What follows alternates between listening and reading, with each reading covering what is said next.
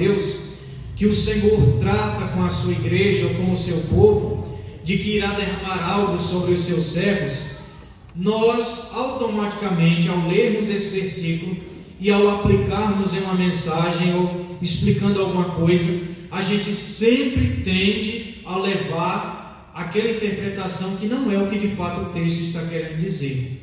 E nós, irmãos, devemos ter esse compromisso. Se nós somos verdadeira igreja de Cristo, nós, ao lermos o texto bíblico, não podemos isolar o versículo e dizer: não, Deus é por mim, quem será contra mim? Não é? É verdade, é bíblico, é um versículo, mas a gente tem que entender o porquê desta afirmação, o porquê que eu, como servo de Deus, estou falando esse versículo, estou reproduzindo esse versículo para os irmãos. É importante nós tratarmos sobre isso. E nós, ao vermos hoje um auditório, como eu já falei, mal acostumado, a gente entende que Deus estará sempre ao nosso favor e que lutará contra todos que estiverem contra nós. Mas a gente tem que entender, irmãos, que a vida e o caráter de quem fala isso reflete algo na palavra de Deus. Aquele que profere estas palavras do verso número 31, ele tem que olhar para si próprio e ver: será que a minha vida, será que o meu caráter, será que a minha personalidade está de acordo com esse versículo? Quando nós vemos essa carta de Paulo aos Romanos, vemos que muitos até chamam catedral das doutrinas bíblicas, porque aqui nós temos muitos textos bíblicos, os quais são doutrinas basilares da fé cristã. A gente tem aqui sobre a condição natural do homem, que é o pecado. A gente também, o apóstolo São Paulo fala sobre o processo de salvação, sobre o caminho da santificação progressiva. Então tem várias orientações na carta de Paulo aos Romanos. E a gente se depara com esse versículo, o verso número 31, que aqui a epígrafe diz que é um cântico de vitória. Deus é por nós. Só que se nós formos fazer uma aplicação aqui sem nenhuma regra de hermenêutica e sem nenhuma regra de interpretação simples, nós vamos ser forçados a dizer algo que o texto não está dizendo. E é isso que em muitos lugares é pregado. E muitos até batem no peito e dizem: Deus é por mim, quem será contra mim? E a vida toda errada. Ninguém está desconstruindo o texto, nós estamos abrindo os olhos da igreja. Porque os textos bíblicos são pregados e são mal interpretados, trazendo, irmãos, fazendo uma salada, não é? Me permita aqui essa expressão, e fazendo uma lavagem cerebral na cabeça dos ouvintes.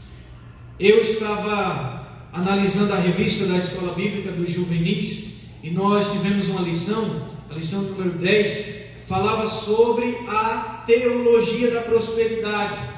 Ela tem esse nome, infelizmente, porque não é bíblica, mas é um ensino, uma ramificação doutrinária que ensina que o crente sempre deve estar bem financeiramente, que ele sempre deve estar com saúde, e é contrário ao Evangelho de Cristo.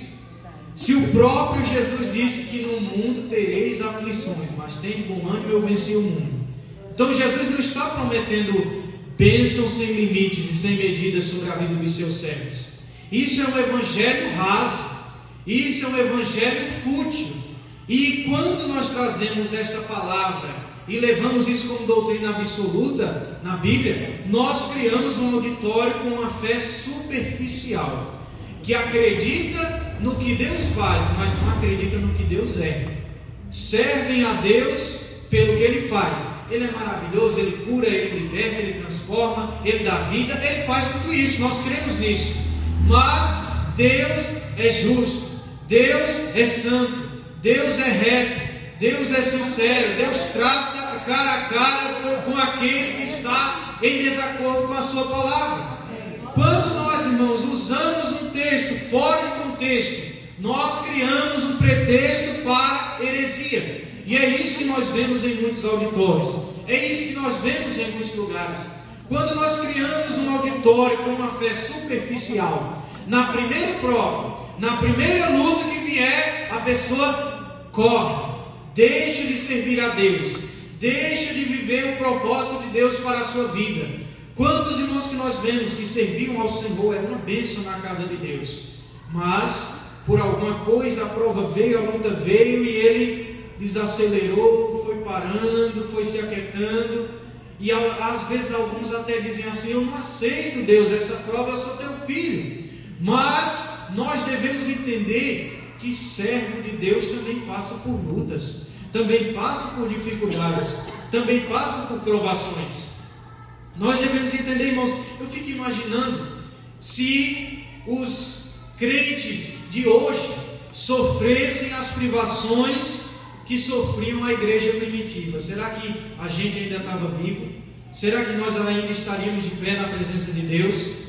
Você sofrer confisco de bens, você está na sua casa tranquilo, daqui a pouco os oficiais militares chegam, derrubando a porta, dizendo: vaza, aqui é tudo do império, agora não é nada mais teu. E aí, será que se fosse hoje um auditório acostumado a escutar mensagem de autoajuda, mensagem de bênção, será que nós permaneceríamos de pé?